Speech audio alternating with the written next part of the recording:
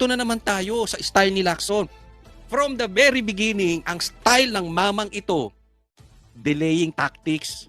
Huwag na nga tayo magpaloko, diretsuhin na natin. Delay ng delay. Kung gusto mo talagang maimbitahan, kung gusto mong mapunta tayo doon sa desisyong tama, paimbitan nyo na yung 18 Marines. Available na yung 18 Marines eh.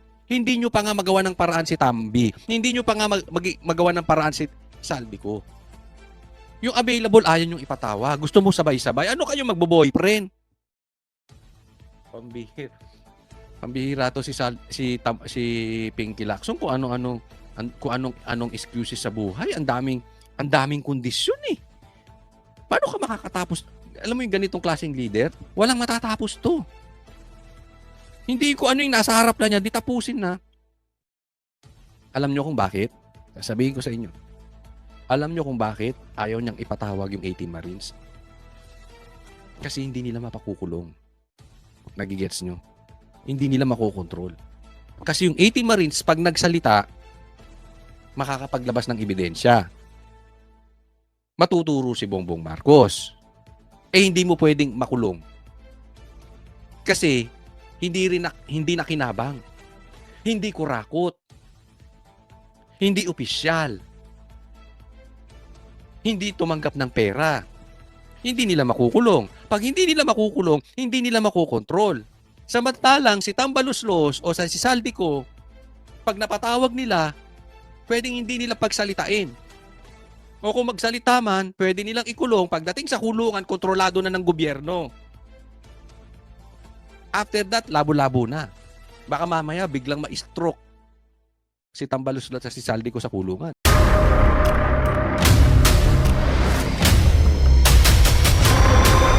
Bago tayo mag-umpisa, baka pwede nyong i-like ang video na to. Malaking bagay ang like sa aming mga content creators. Maraming salamat po.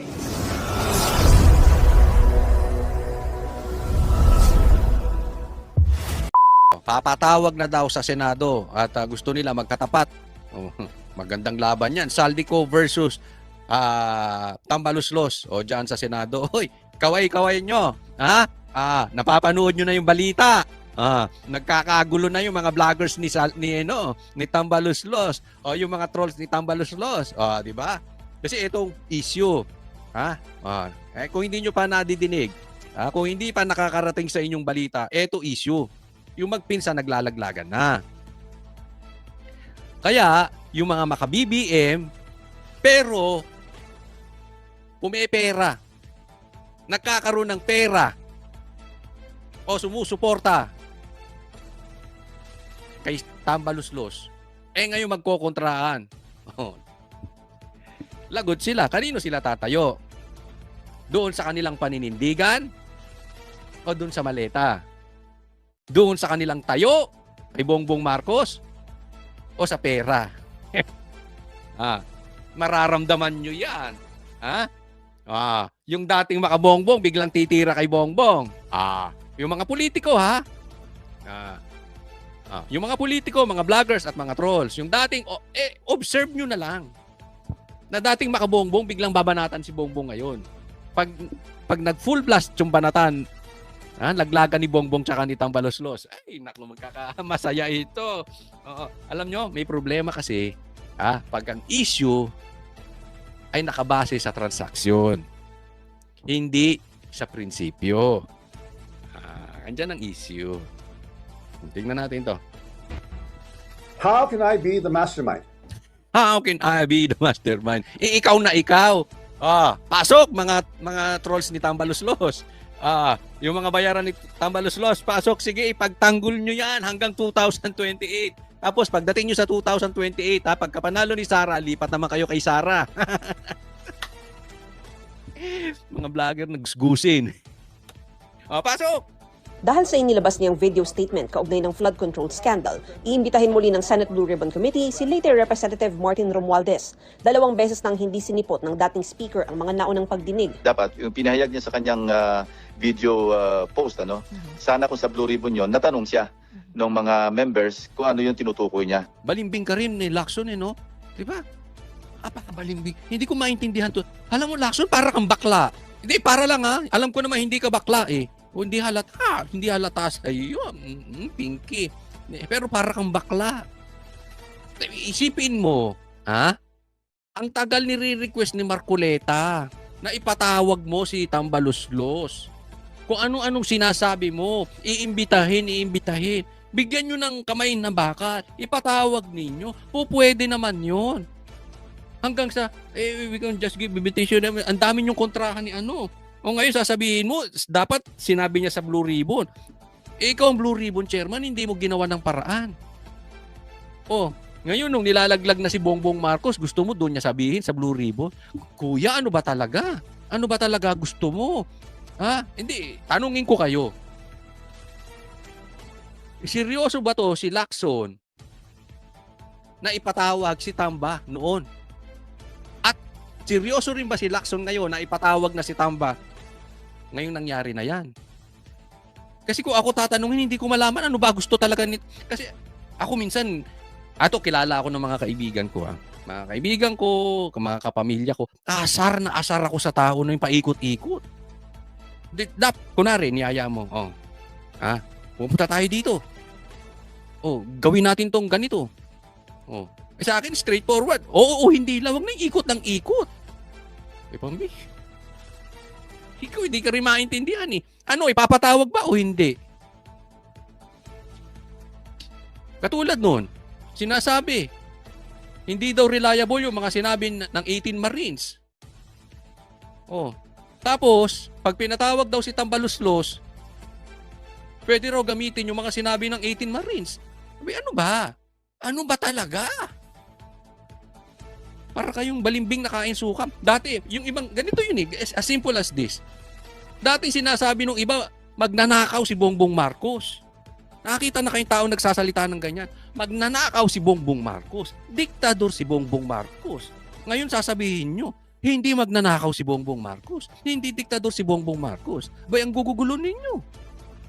Nadadamay sa paglubog ng Pilipinas yung napaka undecisive nyo. Hindi nyo malaman kung ano ba. Dati sinisigil nyo estate tax ni Bongbong Marcos. Ngayon sasabihin nyo hindi magnanakaw si Bongbong Marcos. Ano yun? Pwede naman malaman sa inyo eh. Kung kanino pinapatungkol yung mensahe, yun ang gusto natin malaman. Kasi pag sinabi mong I will not go alone o go down alone, may ibig sabihin yun. Para meron siyang sinasabi na meron siyang pwedeng implicate. Alam naman natin, sino pa ba executive? Diba? Huwag na nga kayong in denial. Hindi man niya inaamin, pero ang pinapatukuyan niya doon yung pinsan niya. Pagka nilaglag niyo ako, laglagan kayong lahat. Matagal na ring hiling ni Senador Rodante Marcoleta na mapaharap si Romualdez sa komite na dati niyang pinamunuan. Hindi niya dinina yung kanyang involvement. Malinaw yun. Okay. Alam niya kasama siya. Hindi nga lang ako ang mastermind, sabi niya ganon. Dapat siyang ipatawag ngayon. He's ready to talk. Magtawag ka na. Hindi ko maintindihan so talaga kung ano pag gustong pinatawag gawin. ba Kaya nga eh. Yan yung sinasabi ko sa inyo eh. Magtawag ka na, Pinky. Huwag ka naman parang bakla. Huwag ka parang balimbing. Sasabihin mo doon magsalita tapos ayaw mong ipatawag. Magkaiba yung sinasabi mo. Di ba? Ako sang-ayon ako sa sinasabi ni kasi ako nakasubaybay sa mga pagtatalo nila ni Marcoleta at saka ni Lacson eh. O kayo ba? Di ba nasusubaybayan nyo yun? Alam ko na kung ano yung gusto ni Marcoleta, ayaw naman ni Lacson. Alam mo, kung pinatawag mo na Lacson, dati pa si Tambaluslos, matagal na yang tapos. Tapos, kung ano-ano sinasabi nyo, patawag na, tapos na po yan. Ngayong taon na ito, sinasabi ko sa inyo, pag pinatawag nyo si Tambaluslos, sa Blue Ribbon, yung problema natin sa Nakawan, sa flood control scandal, tapos yan. Huwag nyo na kaming paikot-ikutin. Ako may paalala lang May paalala. Huwag pong kakalimutan, mag-subscribe dito sa channel ni Coach Oli News. At i-like nyo rin po itong video. Nagpapaalala lang, ilalagay natin sa gitna. Subscribe and like. Tuloy po tayo, tuloy. Chairman ng BRC. Sagot ni Lacson na chairman ngayon ng komite, simulat sa poll may interparliamentary courtesy sa pagitan ng Kamara at Senado. Kaya kung di kusang dumalo ang isang kongresista, idinadaan sa House Speaker ang imbitasyon na 2 beses na nilang ginawa. Dagdag pa ni Lacson, mas mainam kung dumalo si Romualdez pag nandito na si dating Congressman Zaldico na dawit din sa flood control scandal.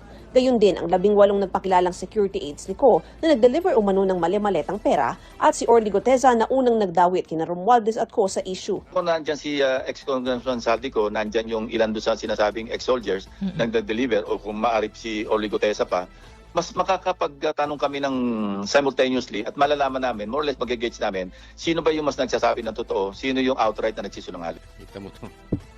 Nakita nyo na. Nakita nyo na anong problema ni Lacson. Mas maganda raw na bago ipatawag si Tambaluslos, andyan na rin si Saldico. At sana, andyan na rin yung 18 Marines o si Orly Goteza. Nakita nyo problema? Sa madaling salita, ayaw niya ipatawag. Gago. Ginagago nyo kami pare-parehas eh. Ang dami mong kondisyon. Lacson, ano ka ba? Niloloko tayo nito. Hindi nga mahuli si Saldico eh. Hindi nga sila magkasundo anong meaning nung nahuli. Hindi nga daw na-aresto, nahuli lang. Ano ka ba, tanga? Hindi na nga nila alam kung paano. Tapos, sasabihin mo, hindi nyo pwedeng puwersahin si Tambaluslos. Ang pwede lang gawin ninyo mag-imbita through the speaker. Incumbent speaker. Tingnan mo yung chances na pwedeng sabay-sabay yan. Eto na naman tayo sa style ni Lacson. From the very beginning, ang style ng mamang ito, delaying tactics. Huwag na nga tayo magpaloko, diretsuhin na natin. Delay ng delay. Kung gusto mo talagang maimbitahan, kung gusto mong mapunta tayo doon sa desisyong tama, paimbitan nyo na yung 18 Marines. Available na yung 18 Marines eh. Hindi nyo pa nga magawa ng paraan si Tambi. Hindi nyo pa nga magawa ng paraan si Saldico. Yung available, ayaw nyo ipatawa. Gusto mo sabay-sabay. Ano kayo magbo-boyfriend? Pambihira to si Pinky Lacson kung anong excuses sa buhay. Ang daming kondisyon eh. Paano ka makakatapos? Alam mo yung ganitong klaseng leader, walang matatapos to. Hindi ko ano yung nasa harap na niya, di tapusin na. Alam nyo kung bakit? Sabihin ko sa inyo. Alam nyo kung bakit ayaw niyang ipatawag yung 18 Marines? Kasi hindi nila mapakukulong. Nagigets nyo? Hindi nila makokontrol. Kasi yung 18 Marines, pag nagsalita, makakapaglabas ng ebidensya. Matuturo si Bongbong Marcos. Hindi mo pwedeng makulong. Kasi hindi nakinabang. Hindi kurakot. Hindi opisyal. Hindi tumanggap ng pera. Hindi nila makukulong. Pag hindi nila makukulong, hindi nila makokontrol. Samantalang si Tambaluslos o si Saldico, pag napatawag nila, pwedeng hindi nila pagsalitain. O kung magsalita man, pwede nilang ikulong. Pagdating sa kulungan, kontrolado na ng gobyerno. After that, labo-labo na. Baka mamaya biglang ma-stroke si Tambaluslos at si Saldico sa kulungan. Nangyayari yon. Diba? Hindi nila makukulong ang 18 Marines. Kaya ayaw nilang palabasin. Nakikita nyo na. Nakikita nyo na yung delaying tactics na itong mga to. Ganyan po katitindi. Kasi simple lang eh. Simple lang. Pag gusto, maraming parang. Pag ayaw, ang daming dahilan. Kung gusto mo na solusyonan to, simple. Dapat tapos na yan last year pa eh.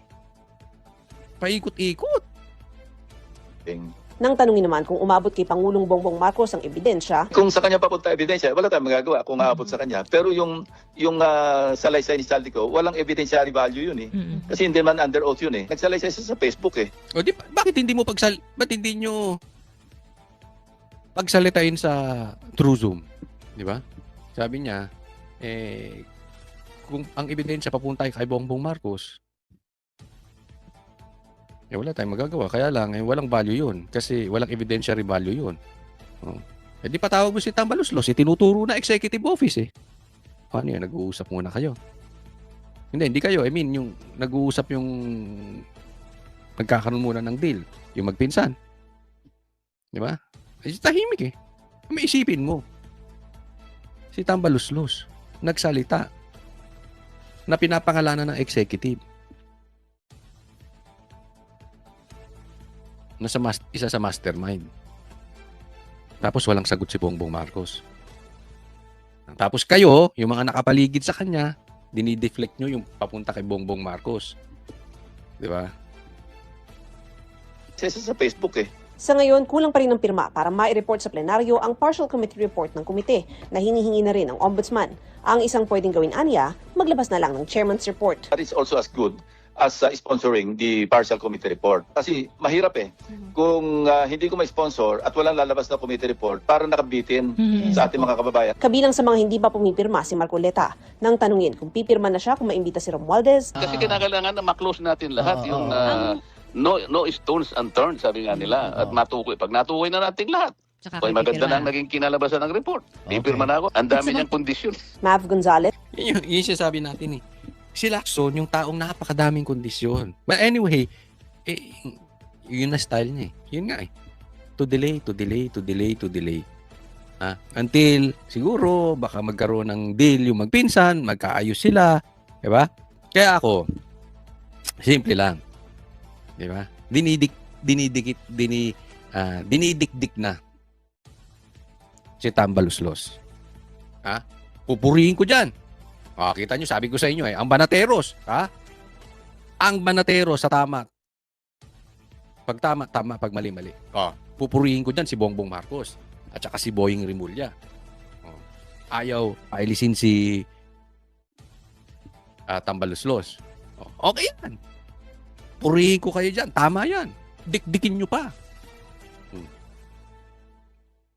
Pero, ito yun, pero, pag huminto si Bongbong Marcos at si Boying Rimulya ng dikdik, ika nga lumambot. Yung dating matigas kay Tambaluslos ay biglang lumambot. Nagkaroon na yan ng deal. Tingnan nyo. Pag hindi na diniin si Tambaluslos at si Tambaluslos tumahimik na, may deal. One thing for sure, mastermind nga si Bongbong Marcos. One thing for sure, nakatanggap nga ng maleta si Bongbong Marcos. Pero, kung tuloy-tuloy ang dikdik ni Bongbong Marcos kay Tambaluslos, ayan, posibleng. Posible. Hindi ko sinasabing kumpirmado, pero posibleng inosente nga si Bongbong. Pero pag hininto niya, natakot. Umurong ang betlog nung dalawa, si Bongbong at si Boying. Kasi madadamay sila. O kung hindi man sila, yung kanilang amo, which is si Bongbong Marcos. Di ba? Simple. So, abangan natin. Aatras ang bayag. Ay, wag nang, yung kanilang itlog. Aatras o hindi? Kayo tanungin ko. Aatras si Bongbong at si Boying o hindi? Okay. Ito po, gusto kong ipakita itong video na ito dahil sana po tayo hindi makalimot. Ito po ay hindi po tayo kumakampi sa isang politiko. Pero ako ay nagpapasalamat dito kay Senator Chis Escudero dahil alam natin isa po si Chis Escudero na nanindigan laban doon sa impeachment na unconstitutional na ginawa against BP Sara last year. Di ba? Nanindigan siya dyan, hindi siya natakot. Sinasabi nila, forthwith. Ang sinasabi ni Chis Escudero, unconstitutional yan. Hindi po ganyan ang pagkakaintindi ng forthwith. Bottom line, hindi po umabot ang impeachment sa Senado. At laun-launan, katapos-tapusan, diniklara nga ng Korte Suprema na unconstitutional. All along, tama si Chis. Isipin ninyo kung hinayaan lang ni Chis yung basta-basta. Mag-aalak. Tito Soto siya na gusto na gawin kahit unconstitutional. Tuloy-tuloy na yun. Kahit ideklara ng Korte Suprema yun, ang dami ng nasayang na oras. Kahit ideklara ng ng Supreme Court na unconstitutional yan. Dami nang nasayang na oras at hindi natin alam. Baka mamaya maging ito pa ang simula na bastusan na ng ang gagawin ng Senado patungkol sa mga constitutionality, lalong-lalo na sa impeachment dahil hindi na nila re-respetuhin ang korte. So hindi na tayo umabot doon, isa po doon ang nanindigan si Cheese. Kaya po ako naniniwala na matapang tong mama na to. Bagamat, ito alam naman nyo, binanatan din natin yan yung nagbigay ng nagpaka-gentleman lang, nagbigay siya ng champagne noon kay Lisa. Pero nakita natin nanindigan siya. At hindi lang yan. Nanindigan din po siya etong dati ang mga senador, ang mga congressman ni hindi mabanggit-banggit si Tambaluslos na obviously siya ang tinuro ni Gutesa. Walang kumalaban. Walang nanindigan for Orly Gutesa. Isa po siya ang nagpasimula niyan.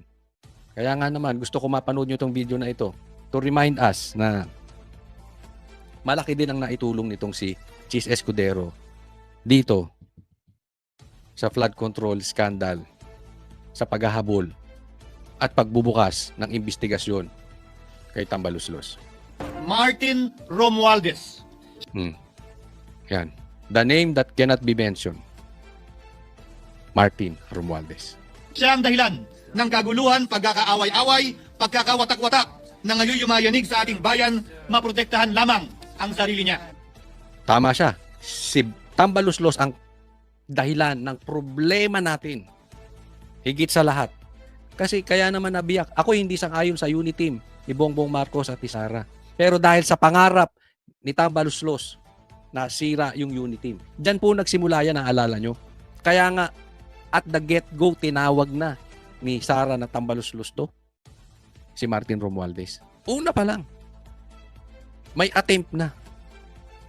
Pangalawa, may attempt na si Tambaluslos makuha ang highest position. Kaya lang alam niya hindi niya kaya. Kaya trinay niyang palitan di ba? Nagkaroon sila ng PI. Yung PI na yan, People's Initiative, na kinontran mismo ni PRRD. Ganyan po ka-ambisyoso yan si Tambaluslos. At walang kumakalaban. Bakit? Madaming pera. Pero ang unang pumangalan sa kanya si Cheese Escudero. Kung kayo ay kakampi ni Martin Romualdez, pues sumunod kayo sa gusto nila. Una, maniwala kayo sa mga sinasabi ng testigo niya na nagtuturo lamang sa mga senador. Pangalawa, ibuhos niyo ang galit niyo sa Senado at ng mga senador. Di ba? Yun yung unang style. Totoo naman. Ang itinuturo ni Gutesa si Tambaluslos. Ang sinasabi ng 18 Marines, maraming nakinabang, maraming nabigyan dyan sa mga congressman. Pero palayo. At hinayaan nito ni Lacson, ni Tito Soto, ang idinidikit sa mga senador. Bakit? Kilala ang senador. Pangalawa, hindi niya hawak. Hawak niya ang Congress ang lower house, ang Kamara. Ang Senado, hindi niya mahawakan sa liig. Kaya binitbit ang turo sa Senado. At palayo kay Martin at sa mga congressman. Pangatlo, pagdudahan at sirain niyo si Sergeant Gutesa na bukod tanging hindi nakinabang at walang bahid at hiningi anumang kapalit sa pagsabi ng katotohanan. Tama ba o mali? Nagsabi si Gutesa ng ebidensya, nagsabi siya na naghahatid siya ng maleta. Tama ba yung sinabi niya na siniraan si Gutesa? Tama ba yung sinabi niya? Ako naniniwala, tama. Imbis na tinulungan si Gutesa, ang sinilip ng CCTV, si Lacson, sinilipan pa si Gutesa. Imbis na inimbestigahan yung maleta na hinahatid, anong ginawa nila Lacson? Ang sinilip yung notaryo ni Gutesa. Nakita nyo? Kaya sabi ko sa inyo, yung mga sinasabi ni Cheese Escudero, sakto nangyari. Pangapat, huwag niyong payagang mabanggit man lang ang pangalan ni Martin Romualdez. Panglima, huwag niyong payagang ipatawag si Martin Romualdez. Huwag mabanggit si Martin Romualdez at huwag ipatawag. Nangyari ba? Yes. Nababanggit ba? Hindi. Ipinapatawag ba? Iyan nga yung sinasabi kong pinagtalunan pa ni Marcoleta at ni Lacson. Hindi pinapatawag. Lahat ng sinasabi ni Cheese, tama. Tama ba yung sinasabi ni Chis o tamang-tama?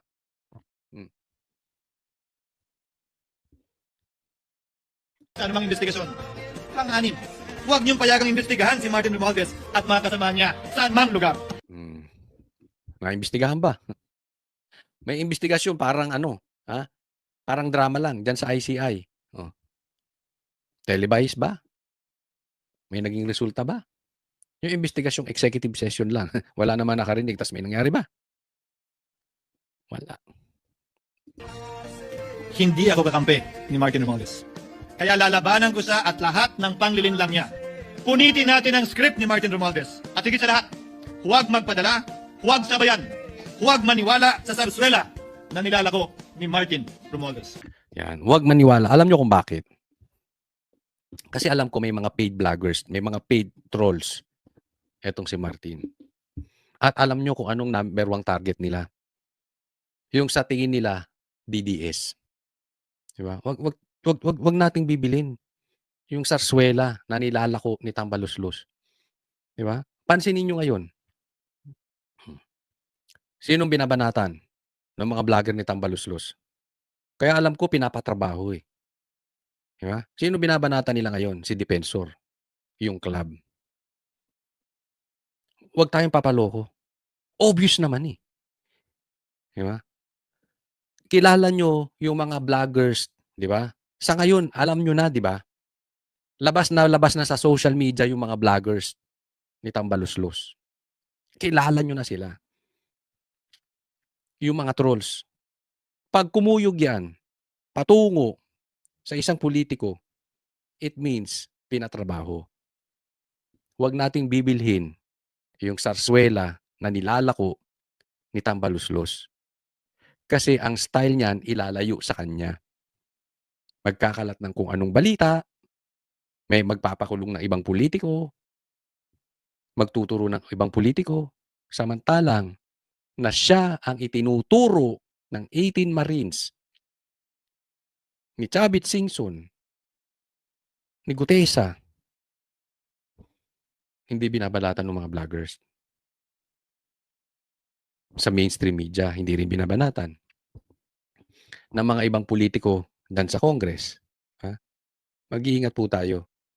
Huwag tayong gullible, huwag tayong papauto sa drama ni Tambaluslos. Kaya naman anong masasabi mo sa balitang ito? Kung mayroon kang hinaing at komento ay mag-comment ka lamang sa ibaba ng videong ito. Maraming salamat. Ama naming Diyos na makapangyarihan sa lahat, salamat po sa iyong pagmamahal na hindi nagmamaliw. Sa gitna ng kaguluhan sa aming bansa, turuan niyo po kaming magtiwala sa iyong hustisya at hindi sa hustisya ng tao.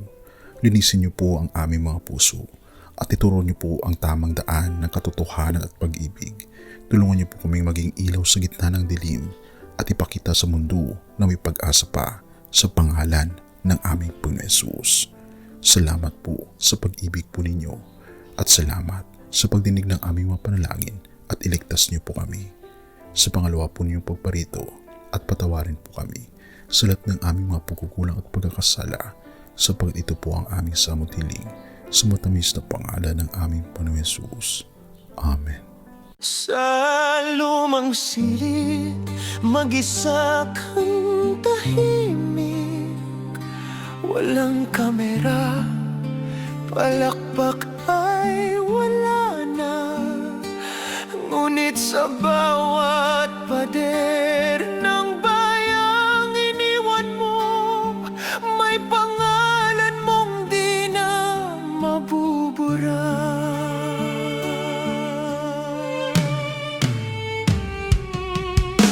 Minsan kang naging balikat ng mahihina, kalaban ng takot, kakampi ng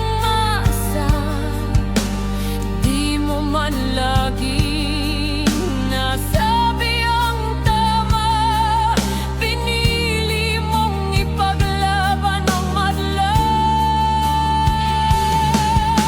Hindi ka saktan gaya naming lahat, pero tumindi ka ng walang pag-atras at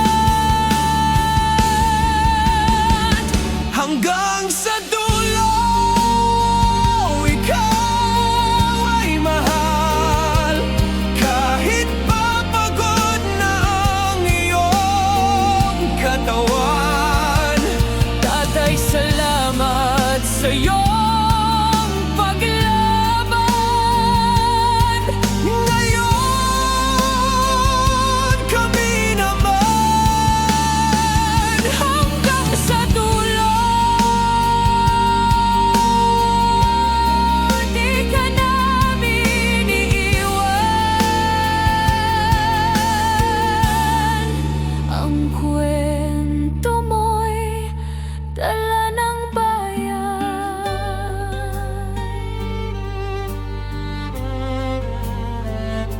Tahimik ka na sa mga batikos, wala nang tugon, wala nang galit, pero sa mata ng mga maralita, naroon pa rin ang tapat mong alaala.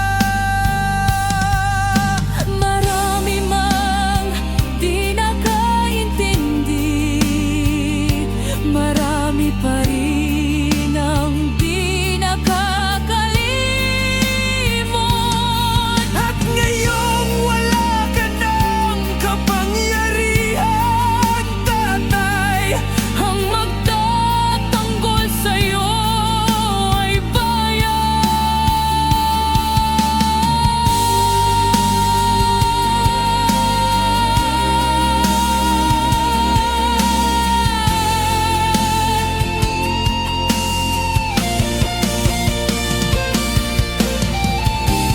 hindi ka nag-iisa kahit ngayon.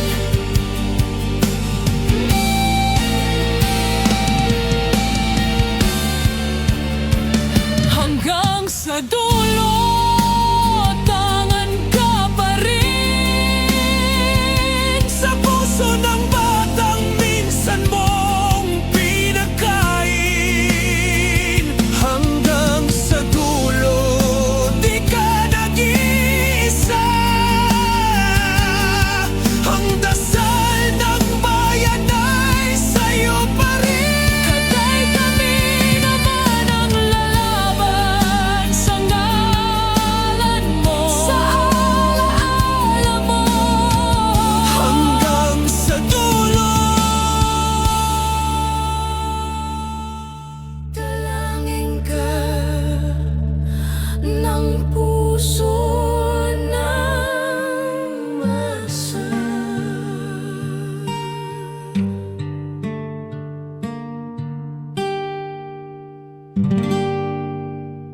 At yun na nga mga kababayan, ano na ang masasabi mo? Kung mayroon kayong hinaing at komento patungkol sa balitang ito, please comment down below. Pag-uusapan natin yan sa comment section.